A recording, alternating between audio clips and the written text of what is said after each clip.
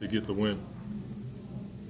Next up is Dwayne Rankin with the Arizona Republic, and then Jovan Buha.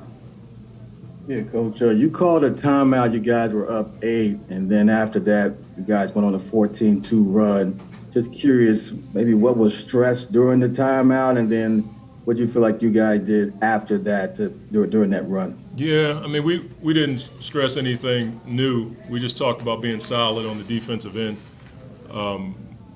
We didn't want to help as much when they were posting us up, and we certainly didn't want to give up back doors. But we've been talking about that all season. And the rebounding component.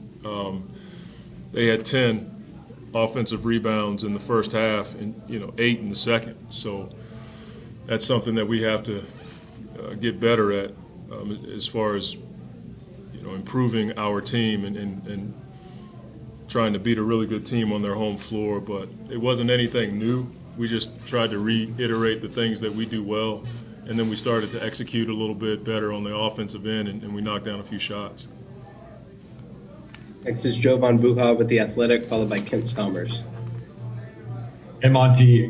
This is the third straight game that Chris has really taken over in the fourth. I think he now has 30 points on 12 of 13 shooting in the series in the fourth. What have you seen from him down the stretch of these games? I mean, it's the same thing we've seen from Chris for a long, long time now. I mean, his ability to understand those moments and managing the game. He was using the clock well, coming off pick and roll, getting to his spots, but it helps when you have guys like Jay and Book and McHale stretching the floor, and then DA puts pressure on the rim.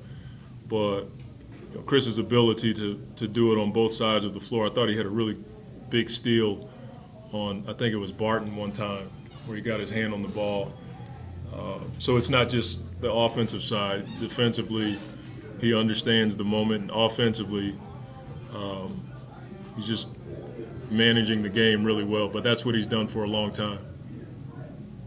Next is Kent Salmers with the Arizona Republic, followed by Michael Kelly. Throughout that game, you guys obviously were able to repel them when they threatened. I'm thinking of DeAndre in the second quarter getting an offensive rebound that led to a 3. McHale, I think later, kept the ball alive, got fouled. That led to a drive where you scored. Just what's that say about you guys? I know you were beaten on the offensive glass, but you were able to get a couple of important plays there. Yeah, we DA on the boards.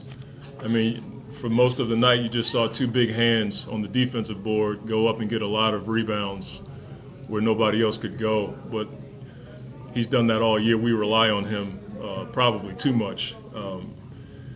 But the relentless attitude of McHale and Torrey, Cam Johnson, like those guys getting over screens, offensively getting 50-50 balls, like all that stuff gives us extra possessions.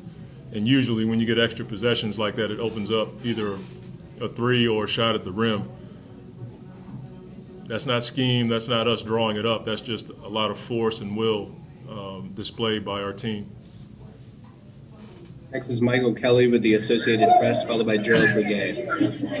Yeah, Coach, how important was it to withstand the emotion of Nikola getting the MVP award, and what were you expecting? Were you expecting that kind of energy from them to start out the game? Well, we expected it. I've said this a number of times. We respect what Jokic has done this season. He's the best player in the league for a reason.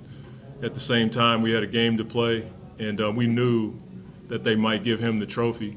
And that was part of the poise that we talked about this morning, that we were going to have to fight that, the energy from the crowd. Those are huge moments for this organization and this city, and so we were fighting a lot of things. But I think because we have veteran guys who've been in a ton of situations, Chris and Jay, those guys were galvanizing the group even before jump ball, like, let's go, we're here for business. And we didn't want to disrespect Jokic's moment.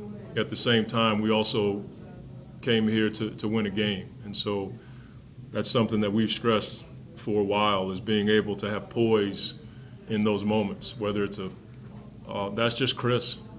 He's He's an unbelievable basketball player, but he has an unbelievable mind and will to play the game. And so I'm not even sure he even thinks about the turnovers. I think he's just trying to make the right plays. And he's putting guys in position to score the ball. But, again, he's done that his whole career.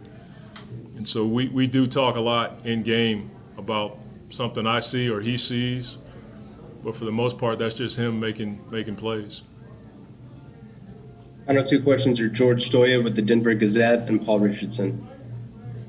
Yeah, Monty, you touched on it a little bit, but you guys dominated the third quarter against Knights. You've dominated the third quarter, the entire series, I think winning by 10 points in all three games in that quarter. Is that just a result of halftime adjustments, or why do you think you guys have found so much success in the third quarter? Yeah, I have no idea. I mean, every team makes adjustments, or we try to do what we were trying to do better. But it certainly wasn't anything on my part, not a schematic thing or some clever speech. I'm just grateful that we've had those types of third quarters. Yeah, that's it. I mean, I wish I could